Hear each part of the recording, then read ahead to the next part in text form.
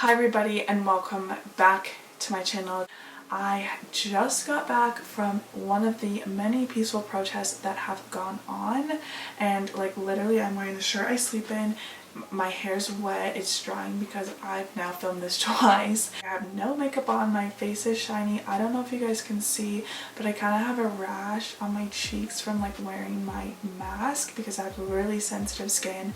But I was just at the protest and I was just thinking like, this is what I want to make a video about, because this is not what the news is showing you. This is not what newspapers are showing you. This is not what you see on Twitter, and this is not what you get to see on Facebook or any platform that you really go to get information. Today's video is a completely different video, even from the video that I had decided to upload.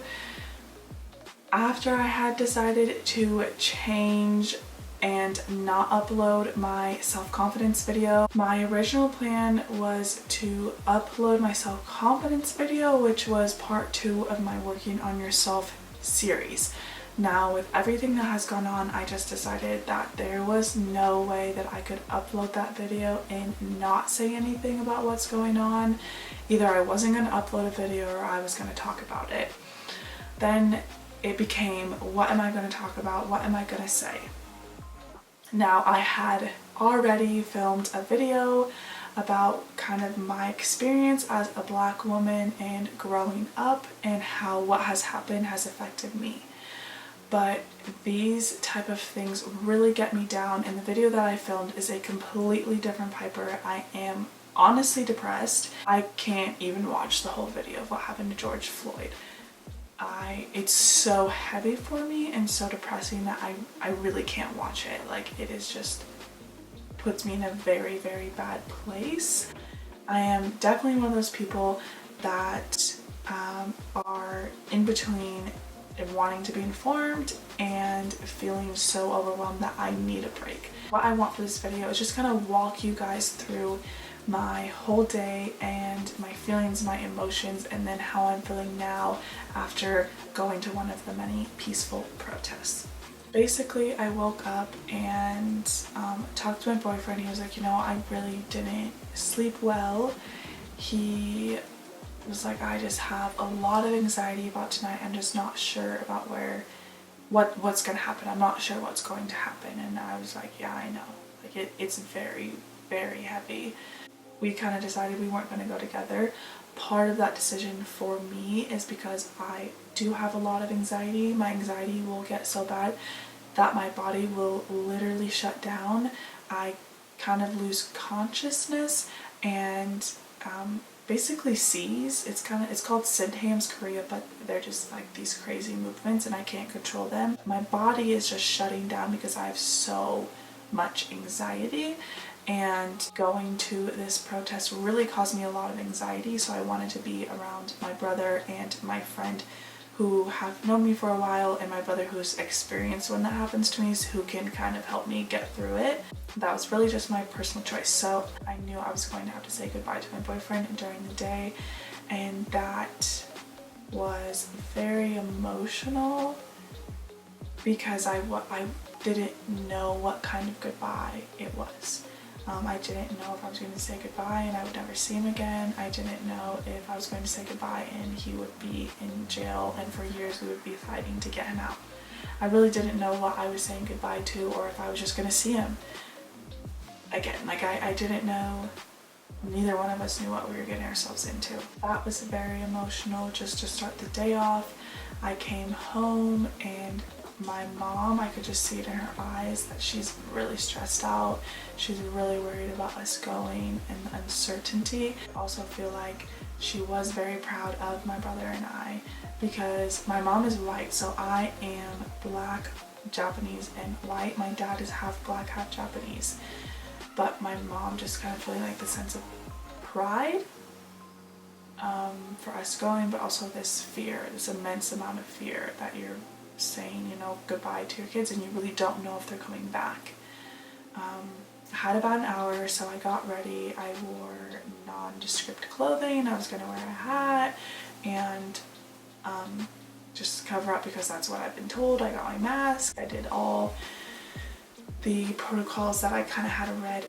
And then my brother and I left and met my friend who I've been friends with for quite a long time. And one of the first things that she said when she got into the car was basically, you know, my mom isn't really worried because she knows that we are smart kids and we are good kids.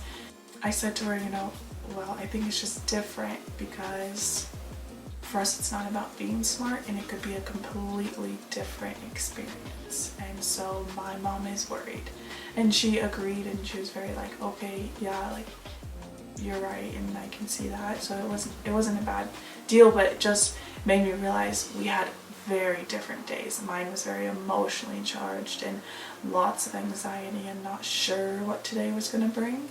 And if I would get to go home, because I could get arrested, my brother could get arrested, I could lose my brother, and that was a very, very real thing.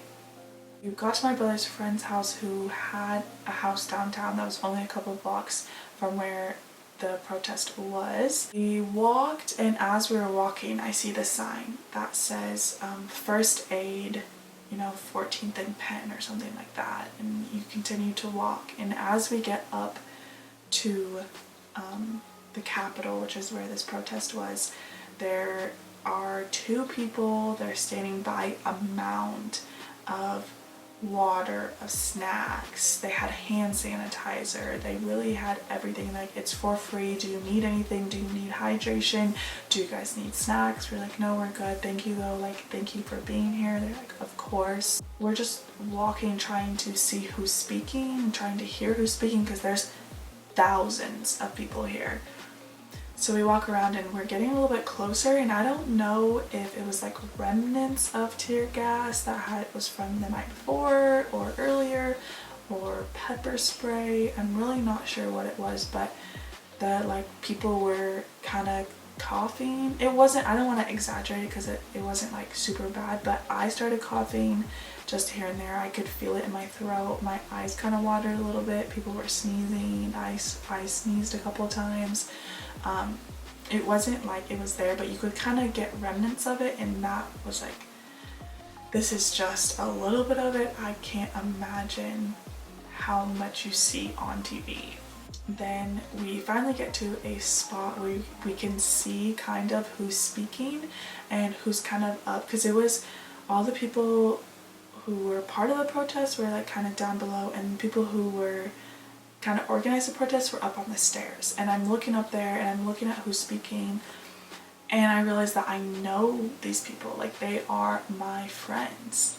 These are people that I go to school with, and I'm just like, that's so empowering to know that these are people that I call my friends, that I know by name, that are making a difference, that are making a change, that are standing up. Such a proud moment to just be like, I know these people, and they are very, very great people. Even before realizing that I knew the people up there who were talking, who were speaking, everybody was so nice. Everybody was so kind. There were people walking and marching up, and people on the sideline were trying to hand them water, making sure they were okay. There was a guy who had hand sanitizer.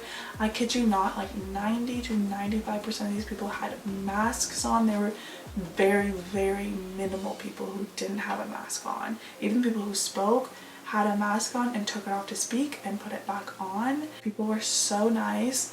We were trying to move through people. I was like, oh, excuse me. And they're like, oh yeah, I'm sorry. And they would move over. Like, I have never had that.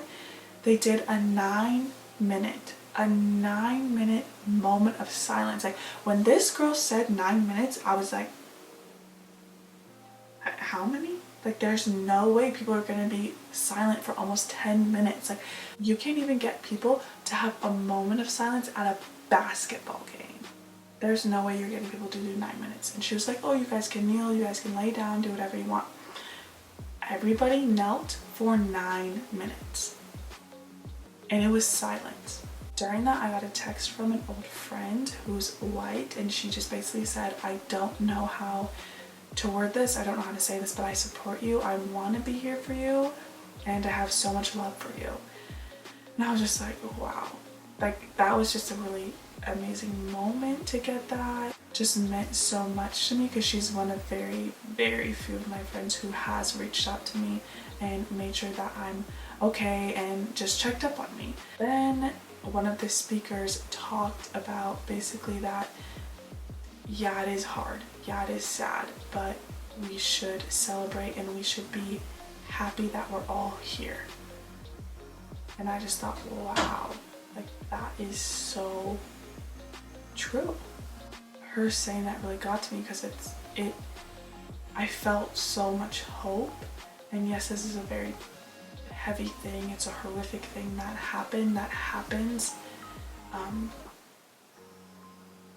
but it's empowering that we're all here to make a change, that we're all living and are coming together.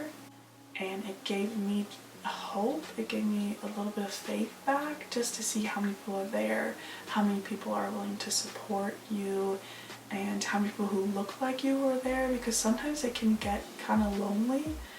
And just to see like, oh, I'm not alone and there are other people who go through this, or other people who feel like this, and we're all together and we're here to make a change. And I needed that, I personally needed that, just to feel like, okay, you can continue to go, you can continue to get up in the morning. It was just what I needed. I had so much anxiety and it was nothing but peaceful. Like, we're here because we want to be supportive, we want people to hear us, we don't need to fight. And like, it was just so refreshing. And it's not something that you can get from reading on Twitter or Facebook or watching the news. And the news always shows like these horrific riots and the tear gas and the rubber bullets and the flashbangs and stuff, and that was not my experience whatsoever. It was so peaceful, it was so refreshing, rejuvenating. Like, I just feel so much better, I feel so much hope, I feel like so much faith that there are good people out there, that there are other people who look like me who are fighting to make a change. Now, that being said, the whole reason that I did start this YouTube channel, I want people to not feel alone. So I want you guys to, in the comment section, leave a comment about how what is going on has affected you, and just to share some love. This is what I wanted to share. I hope you guys are all staying safe and keeping hope. So I'll see you guys next time.